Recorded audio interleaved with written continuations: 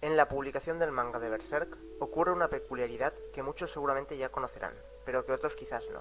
Se trata de la ausencia del episodio 83, el cual no aparece en ninguna de las ediciones de Berserk que hay publicadas. Este episodio fue publicado en la revista japonesa en la que se publicaban todos los episodios de Berserk, pero por orden directa de Kentaro Miura, el autor de Berserk, este episodio no debía ser publicado nunca más, y no formaría parte del tomo 13, al que debería haber pertenecido, en ninguna edición, ni japonesa ni extranjera.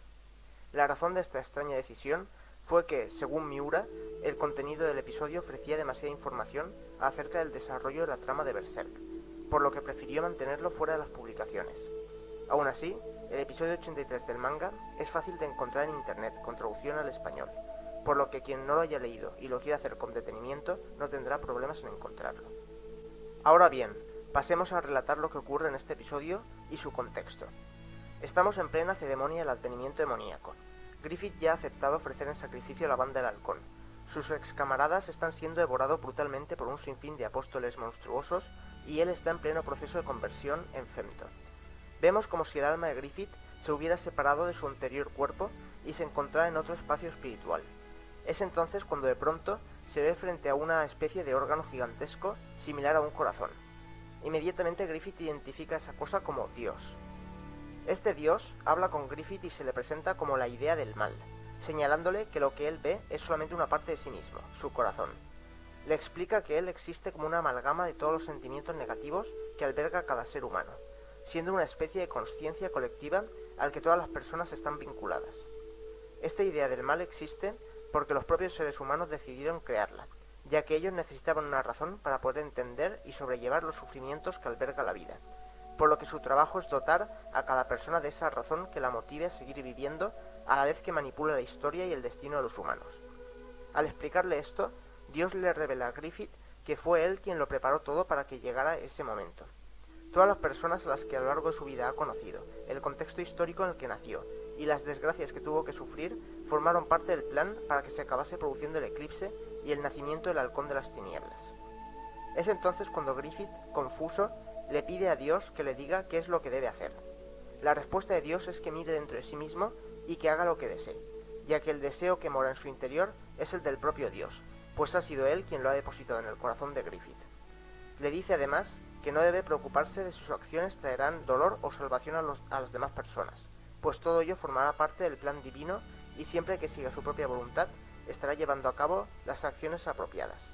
Griffith es el elegido de Dios, y como tal debe hacer lo que quiera. Atendiendo a las palabras de Dios, Griffith afirma que lo que él desea es tener alas.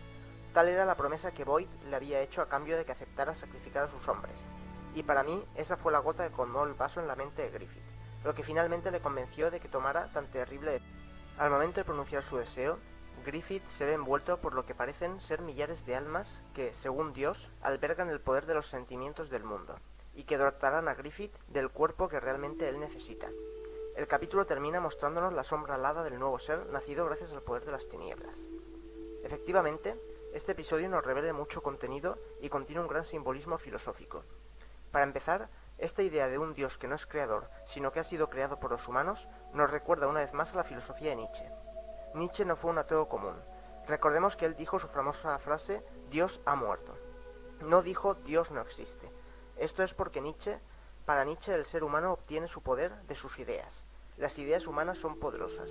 Por ello, en la época en la que todas las personas creían en Dios y se comportaban conforme a su existencia, Dios efectivamente existía, ya que tenía una relevancia directa sobre el mundo y sobre la vida de las personas. Pero en el momento en el que las sociedades dejan de creer en las religiones, Dios pasa a ser una idea del pasado, una idea muerta. Es por eso que para Nietzsche, Dios fue creado por el hombre y a su vez fue asesinado por el hombre. De la misma forma que pensaba Nietzsche, Dios en Berserk ha sido creado por los propios humanos, quienes le atribuyen su necesidad de encontrar un significado para sus vidas. Es posible que en el final de Berserk, si algún día llega, veamos la muerte de Dios a manos del propio hombre, tal y como lo anunció Nietzsche. Es una posibilidad interesante, ya que a lo largo del manga, Guts menciona en reiteradas ocasiones su deseo de seguir siendo él mismo a pesar de todas las dificultades con las que se va encontrando. Desde su punto de vista, tanto los apóstoles comunes como los de la mano de Dios y el propio Griffith Son personas débiles que han renunciado a su propio ser debido al miedo de no poder llegar a ser capaces de cumplir con sus ambiciones por sí mismos. Es por eso que Guts reitera que no dejará de ser el mismo, que no se verá seducido por la idea de entregarse a un ente como este dios a cambio de la obtención de poderes sobrenaturales. Él quiere vencer a Femto siendo Guts, no siendo ningún otro. Quizás cuando los humanos se den cuenta de que Guts es el verdadero halcón de la luz y de que Griffith solo les estaba llevando a la perdición, abandonen su fe en la Iglesia, deciden valerse por sí mismos en vez de entregarse a ningún mesías supuestamente salvador, y de alguna manera eso provoque la muerte de Dios, pues la lógica nos dice que si Dios ha sido creado por los humanos, los propios humanos deberían ser capaces de destruirlo. En mi opinión sería un final bastante épico, pero probablemente solo sea una teoría mía absurda. Aparte del tema de Nietzsche, este capítulo contiene referencias claras a las ideas de la Thelema, una orden esotérica fundada a principios del siglo XX por Aleister Crowley, cuyo lema principal era «Haz tu voluntad», exactamente la misma frase que le dice Dios a Griffith.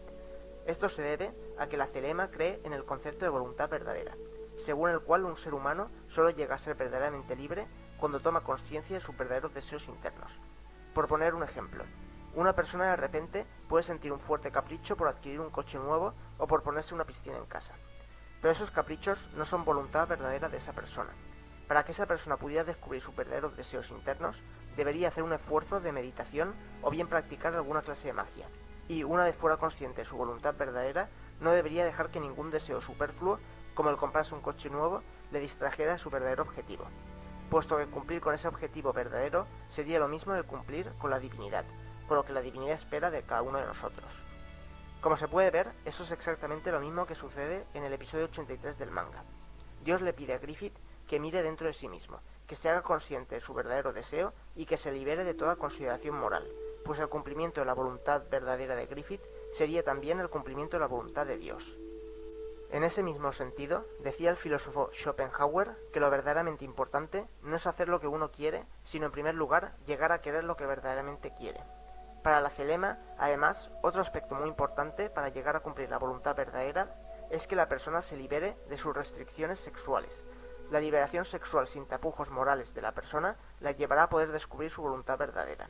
Esto es exactamente lo primero que hace Femto nada más nacer. El hecho de violar a Kieska delante de Guts supuso para él la liberación sexual absoluta, pues suponía realizar un acto claramente inmoral, como una violación, pero que a su vez se veía agravado por ser Kieska una persona realmente apreciada por Griffith, y por hacerlo además frente a los ojos de su novio, quien a su vez era la persona más querida por Griffith. La primera acción en la vida de Femto concuerda totalmente con la idea de la Thelema de liberarse a uno mismo sexualmente para alcanzar la voluntad verdadera. Pero esto ya se nos ha salido del tema, pues este vídeo es sobre lo acontecido en el episodio 83 exclusivamente. Como conclusión, creo que la influencia de Nietzsche, y sobre todo la de la Thelema, en la idea de Dios mostrada en este episodio, es bastante clara. Creo que el hecho de que Miura decidiese sacarlo de publicación es una indicación de que lo que aquí se muestra va a tener relevancia en el esperado final de Berserk. También nos deja este episodio varias dudas. ¿Será este dios creado por los humanos verdaderamente el dios supremo en el universo de Berserk? ¿O habrá otras entidades más positivas, tal y como parecen indicar las creencias de Flora y Sierke? ¿Controla este dios por completo las acciones humanas? ¿O es posible para Guts rebelarse contra él y escaparse de su control? ¿Cuál es la función de la mano de Dios? ¿Son sus miembros meros peones sustituibles o realmente tendrán gran relevancia para esta entidad? Ojalá algún día podamos obtener respuesta a todas estas preguntas. No dudes en comentar tus opiniones acerca de Berserk en la caja de comentarios si así lo deseas. Estaré encantado de leerlas. Nos veremos en el siguiente análisis si deseas acompañarme en él. Estarás invitado. Te mando un cordial abrazo.